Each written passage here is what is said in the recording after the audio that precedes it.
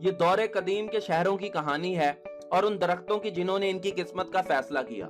3000 سال قبل مسیح یورک نامی شہر آج کے نیو یارک شہر سے زیادہ آبادی والا تھا۔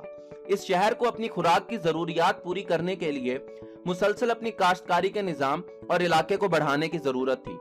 اب آتے ہیں ایک دوسرے شہر کی طرف جو یورک سے تقریباً 2500 سال بعد اسی طرح کے مسائل کا شکار ہو رہا تھا۔ یہ سری لنکا کا شہر انورا دھپورا تھا۔ یہ شہر بھی آبادی کے لحاظ سے مسلسل بڑھ رہا تھا اور یورک کی طرح یہ بھی خوراک کے لیے مسلسل اپنے کاشتکاری کے نظام پر چلتا تھا۔ جیسے جیسے یورک بڑھتا گیا وہاں کے کسانوں نے اپنے درخت کاٹنا شروع کر دیے تاکہ وہ اپنی فصلوں کے لیے مزید جگہ بنا سکیں، لیکن انورا دھپورا میں درخت مقدس سمجھے جاتے تھے۔ کہا جاتا تھا کہ ان کے شہر میں وہ مشہور درخت ہے جہاں پر ان کے پیشوا بدھا نے عبادت کی ہے۔ اس مذہبی عقیدت کی وجہ سے یہاں کے کسانوں نے درختوں پر اپنی کلہاڑیاں چلانا بند کر دی اور اسی عقیدت کی وجہ سے وہاں کے لوگوں نے مزید درخت لگائے۔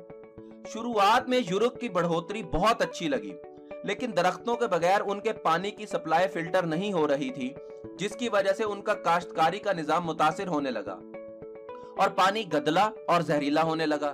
یہ پانی جب بخارات بن کر ہوا میں اڑتا تھا تو اپنے پیچھے زمین میں بہت سی نمکیات چھوڑ جاتا تھا، جس کی وجہ سے زمین کاشتکاری کے قابل نہیں رہتی تھی۔ اس کے مقابلے میں انورا دھپورا میں ان کی فصلیں جنگل سے فلٹر ہوئے پانی سے بہت اچھے سے اگ رہی تھیں اور آخر کار یہ شہر آبادی میں یورک سے بھی دگنا ہو گیا۔ آج بھی انورا دھپورا میں 2000 سال پرانے درختوں کی خدمت کی جاتی ہے۔ ہم قدرت کو شہروں سے الگ سمجھتے ہیں، لیکن درخت تمام کامیاب اور اچھے شہروں کا ایک لازمی حصہ ہے۔ درخت بارش کے طوفان سے آنے والے پانی کو خود میں جذب کرتے ہیں اور پھر اسے فضا میں چھوڑتے ہیں۔ ڈھلوانی علاقوں میں ان کی جڑیں مٹی کو مضبوط کرتی ہیں، جس کی وجہ سے لینڈ سلائڈنگ کا خطرہ کم ہوتا ہے۔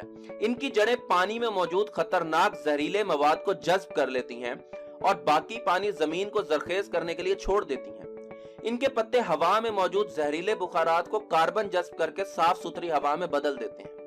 انسان کئی صدیوں سے درختوں کے فائدے جانتا ہے اور مزید جان رہا ہے۔ درخت صرف کسی شہر کے بنیادی ڈھانچے کے لیے ہی ضروری نہیں، بلکہ یہ اس شہر کے شہریوں کی صحت کے لیے بھی بہت ضروری ہیں۔ 1870 میں امریکی شہر مینہٹن میں درخت نہ ہونے کے برابر رہ گئے۔ بغیر درختوں کے شہر میں موجود عمارتیں سورج کی طرف سے آنے والی شعاؤں کو 9 گنا زیادہ جذب کرنے لگی۔ شہر کے فرسودہ اور گندے صفائی کے نظام کے ساتھ مل کر اس گرمی نے وہاں پر ہیضے جیسی خطرناک بیماریوں کو جنم دیا۔ آج کل کے دور میں ہانگ کانگ بہت گنجان آباد شہر ہے۔ اس میں بہت اونچی اونچی عمارتیں اور زیر زمین بہت بڑے بڑے ٹرانسپورٹ پروجیکٹس ہیں، جس کی وجہ سے یہاں پر درخت نہیں اگ پاتے اور یہاں کی فضا انتہائی زہریلی ہے، جس کی وجہ سے پھیپھڑوں کی بیماریاں پیدا ہوئیں۔ درخت ہماری ذہنی صحت پر بھی اثر انداز ہوتے ہیں۔ جدید تحقیقات سے یہ بات سامنے آئی ہے کہ سبز پودوں کو دیکھنے کی وجہ سے انسانی ذہن پر دباؤ یا سٹریس کم ہوتا ہے۔ اس بات کا بھی معائنہ کیا گیا ہے کہ جن ہسپتالوں کی کھڑکی سے درخت یا سبزہ نظر آتا ہے وہاں کے مریض جلدی صحت یاب ہوتے ہیں۔ خوش قسمتی سے بہت سے ایسے شہر ہیں جہاں پر آج بھی درخت بہتات سے پائے جاتے ہیں اور یہ صرف ایک اتفاق نہیں ہے۔ 18ویں صدی کے آغاز سے ہی لوگوں کو درختوں کی اہمیت کا اندازہ ہو چکا تھا۔ 1733 میں کولونل جیمز نے جارجیا میں سوانا سٹی کا نقشہ پلان کیا۔